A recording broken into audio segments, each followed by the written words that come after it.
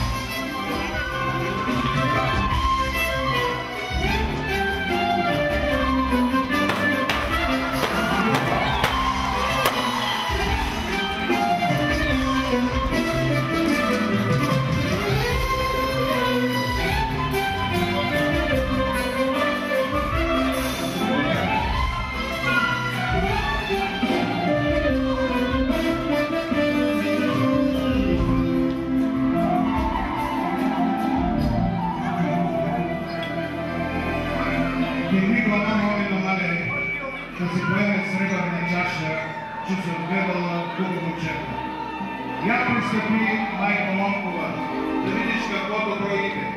Какво добро иде, още по-добро води. Месец иде, деница си води. Сокол иде, ярвица води. Син иде, снага довежда. Кайде сега, майка, с бяла пита и погача ги заграни, да й насладят живота на доволни старини. Първата капка. Майката ще даде на новия член на семейството, на булката.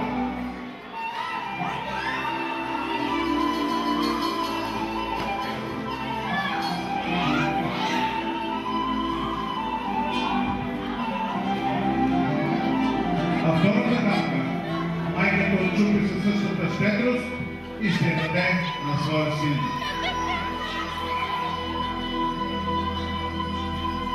Сватове се събрали се сватбата сняга. Сватове се говорят. Трудно се че догледало, още по-трудно се дава други.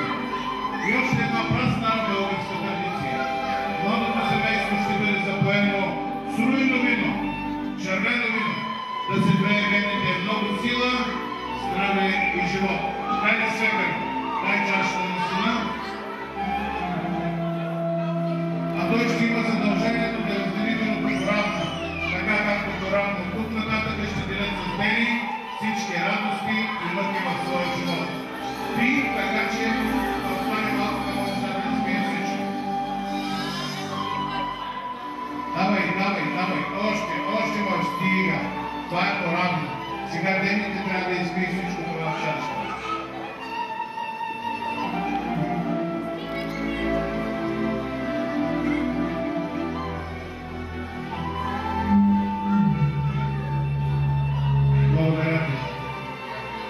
Скъпа Дени, рано сутринта е станала твоята майка. Набрала е сухи съчки да нададе този символичен огън. Сега майката ще предаде в ръцете на своята дъщеря огъня, горял в нейното семейно огнище. Ено, вземи букета. На този огън, било момиче, сгрявай сърцето и ръцете на своя съпруг. На този огън изсушавайте лейките на твоите деца.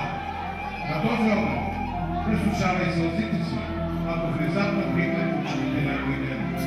Пази този огън, слагай в него само сухи съчки и го предай със същата любов на твоите синове и дъщери.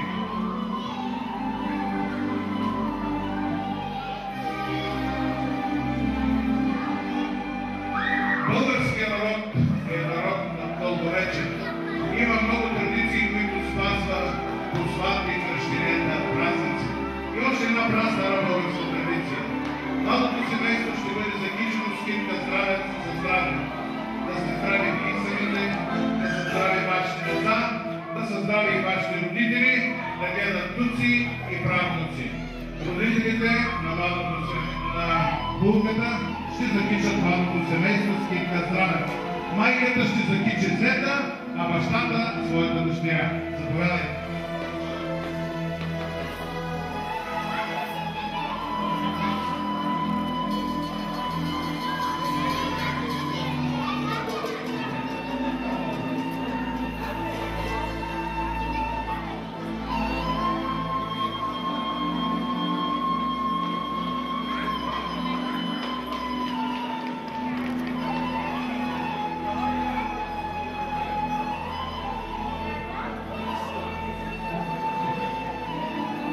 Хубавите бяха тези, които застанаха до малото семейство и с подписите скрепиха техния брачен съюз. Затова е време хубавите да подложат малото семейство на хубавото изпитание. Хайде, кума, вземи тази бяла пита, без подноса, застани зад младите, кума, зад младите. Вие се обърнете един към друг с гръб, куме дръж букета. Дигнете високо ръцете. Дигнете високо ръцете.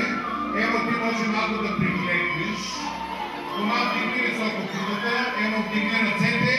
И сега чупете питата да видим кой ще...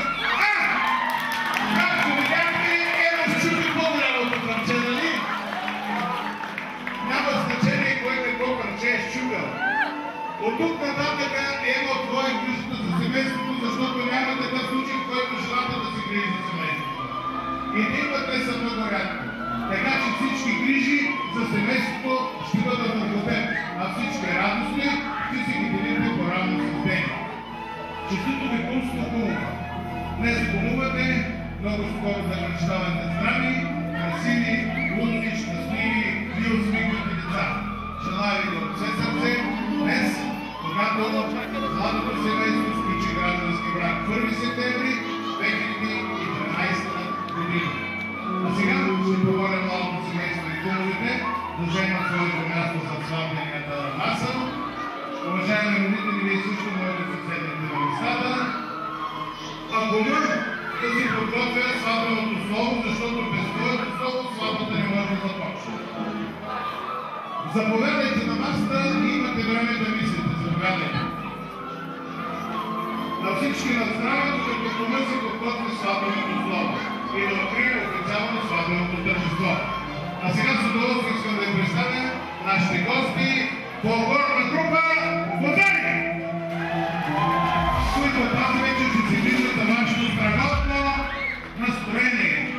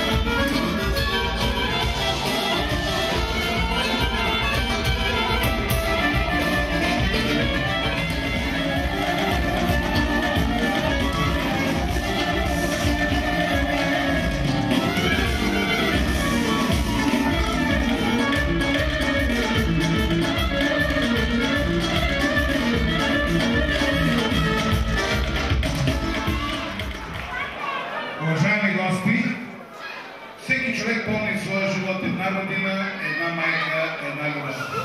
Хубаво е, когато тази любов не остане само спомен, а стане реалност, както днес това направиха Дени и Ема. Нека да им пожелаем да бъдат живи и здрави, много да се обичат, да си помагате и разбира се, когато е необходимо да се прощавате. Най-важните гости в един такъв сватен ден са младоженците, разбира се, са и кумовете. Затова народа казва, че в такъв ден пред кум се вода не гази и на кумовото куче пътя не се пресича. Затова думите, които изрече кума на сватбата, веднага стават реалност. Затова с удоволствие искам да предоставя думата на кума, който да благодари, че сте тук и да ви пожелая весело изкарване на сватбеното тържество. Заповядайте ми.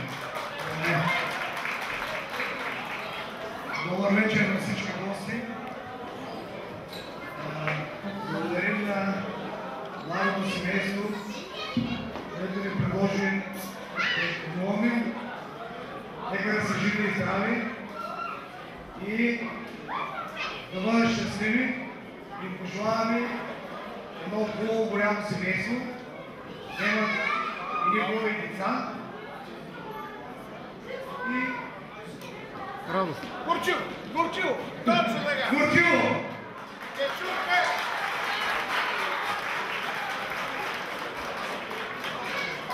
На здраве на всички!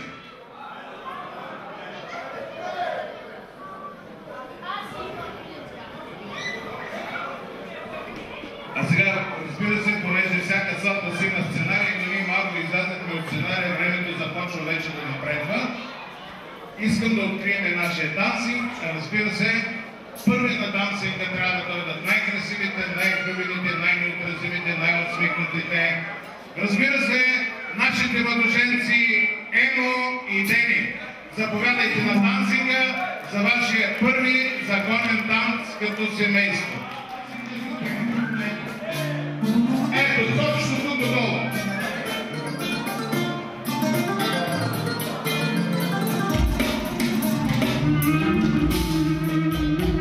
За младоженците специално. Yes.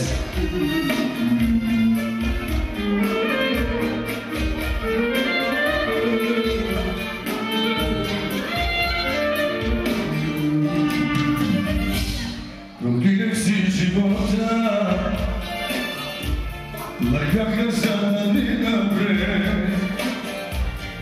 и дадох от високо, но не преставах да търсяте.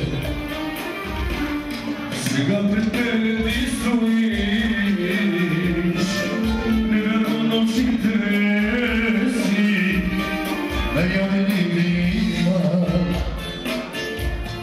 Или си само сън,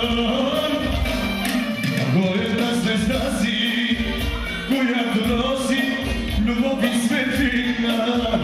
Не се отивай, не ме остави, ще се изгубя пак без любовта.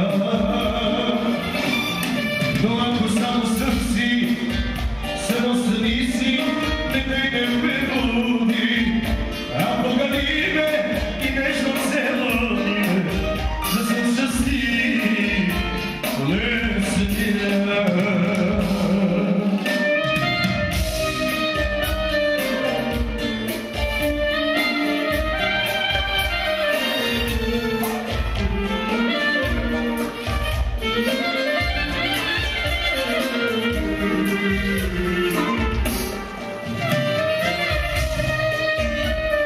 За краса до младо семейство.